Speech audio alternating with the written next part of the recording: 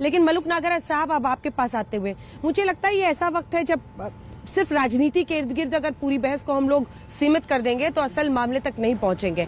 अगर वाकई किसी ने साजिश रची है इस तरह की जानबूझकर, क्योंकि जो उसने ये स्मोक कैनिस्टर अपने जूते में काट कर लगाया था उसमें प्लास्टिक था सिर्फ, जो कि मेटल डिटेक्टर से डिटेक्ट ही नहीं हो सकता था। यानी एक प्री प्लान्ड तरीके से नुकसान नहीं पहुंचाना था, लेकिन किसी न किसी तरीके से एक हलचल पैदा करनी थी, लोगों को डराना था। और उसमें जो तस्वीरें हैं वो वाकई हैं कि अगर ऐसा होता या वैसा होता तो भयावह स्थिति हो सकती थी।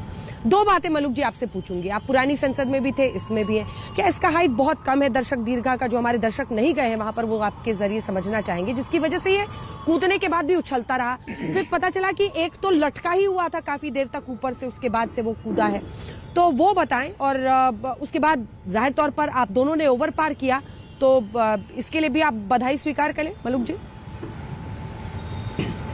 कई लोग तो खड़े रह गए। Thank you very much Anjana ji. और बेनीवाल साहब का और हमारा बैकग्राउंड ऐसा है कि ये तो होना ही था। और अगर सच्ची बात हम स्वीकार करें, आज तक पे बैठ कर के जो सिचुएशन थी, पहले धड़ाम की आवाज आई, मुड़ के देखा दूसरे वाला कूदा, तो तुरंत ऐसा लगा कि अभी हम जिन शहीदों को फूल चढ़ा के आए हैं, जिन्होंने देश के लिए शहादत दी, आज ये दोबारा घटना हो गई। और उस दिन तो फोर्स ने बाहर रोक लिए थे, आज तो अंदर आ गए। आज तो निश्चित है मरना। अब मरने से अच्छा है कि ये जो लोग बाहर भाग रहे हैं सांसद, इनको ये पीछे से ठोक देंगे, हम भागेंगे हमें ठोक देंगे। तो अच्छा ये है कि किसी भी तरीके से इनको जाके दबोचें। हनुमान बेनीवाल साहब आगे भागे, से आगे से जाके इन्होंने पकड़ा, साइड से मैंने जाके पीछे से उसको पकड़ा और उसको गिराया। और उससे गिरने से पहले उसने जूता निकाला। जब जूता निकाला तो थोड़ा डर कम हुआ हल्का सा, ये सोच करके कि ये जूता फेंकेगा और ये इस पे वेपन नहीं है। लेकिन जैसे ही जूते में से उसने वो सो कॉल्ड गैस बॉम्ब कहें, सो कॉल्ड कलर बॉम्ब कहें, जब वो खुला तो खुलने के बाद जो पीला पीला और नीला सा जो एकदम गैस निकली, तो जो फिल्मों में देखते आए हैं, जो सुनते आए हैं कि वो रसायन केमिकल रसायन बम छोड़ दिया, तो अंदर से फिर दोबारा डर लगा कि कुछ ही देर की आंखें हैं, अंधे हो जाएंगे, या कुछ ही देर सांस लेने फेफड़े बंद हो जाएंगे, मरना तो है ही, इसे मार लें। फिर तो बेनीवाल साहब ने, हमने और 5-7 और एमपी आगे, फिर पीछे से 15-20 आगे, खूब दब के उसकी पिटाई की, सिक्योरिटी वाले आगे लेके। ये तो कल की घटना रही। जहां तक आज की घटना से बात है, इसमें हम लोगों को पार्टी और पॉलिटिक्स से ऊपर देश के लिए सोचना चाहिए। जो मैं देखता हूं, कांग्रेस जो विपक्षी पार्टी है, हम भी विपक्ष में है, कहीं ना कहीं जस्टिफाई करने की कोशिश कर रही है कि वो ना ठीक नहीं, वो रोजगार के संबंधित और जो देश के हालात हैं, किसानों की बात है, इसलिए ऐसा कर रहे थे। इसको बिल्कुल जस्टिफाई नहीं किया जा सकता। ये देश की डायरेक्ट थ्रेट है, जहां honourable prime minister, honourable home minister, honourable speaker और ऑनरेबल सारे मिनिस्टर्स और हम सब एमपी बैठते हैं। वहां तक पहुंचना अपने आप में सर्टिफिकेट है कि सिक्योरिटी का 100% फेलियरिटी है। और जहां तक बात है, अब सरकार संसद को नहीं चलने देना, या सरकार ये माने कि ये गलती नहीं है, तो ये तो गलती है 100% और सर्टिफिकेट है कि वहां तक पहुंच गए। अब जो संसद को नहीं चलने दे रहे हैं, यहां मैं दो गलत बात मानता हूं।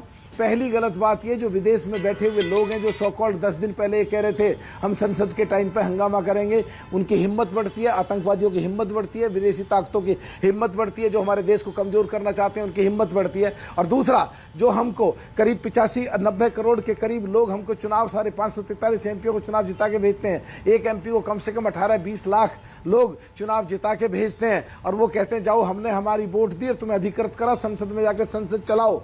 उनका भी और 85-90 करोड़ वोटरों का भी, या 142 करोड़ जनता के भी मौलिक अधिकारों का हनन है। तो मेरे हिसाब से जो होना हो गया।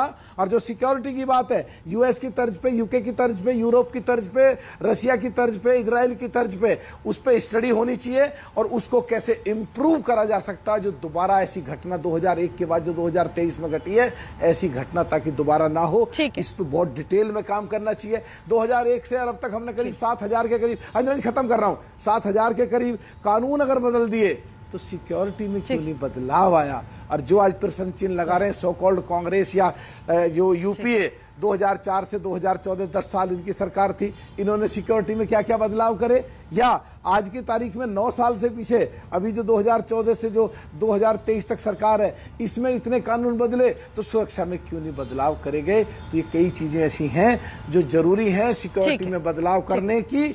और आज भी जो गौरव भाटिया जी को और संजय निरुपम जी को दिखा दीजिए। बिल्कुल मलुक नागर साहब, मैं लौट रही हूँ। ठीक है जी, ठीक है।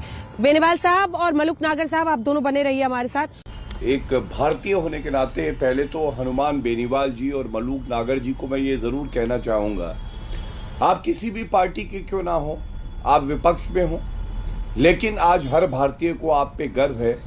और वो गर्व इसलिए है, मैं बताता हूं। आपने ये नहीं देखा कि कौन आपके दल का है कौन नहीं है, आपने संसद की गरिमा बनी रहे इसके लिए जो योगदान दिया है, हम वाकई गौरवान्वित हुए हैं। और मैं आपका आभार व्यक्त करता हूं कि आपने दिखा दिया कि नेताओं में भी जज्बा होता है कि वो देश की, संसद की आन बान शान के लिए किसी भी हद तक जा सकता है। जान पे खतरा हो तो वो भी एक बार हो जाए, लेकिन वो अपना कृत्य करेगा, अपना कर्तव्य पूरा करेगा। देखिए अंजना जी, जो सवाल आपने मुझसे पूछा है, ये तथ्य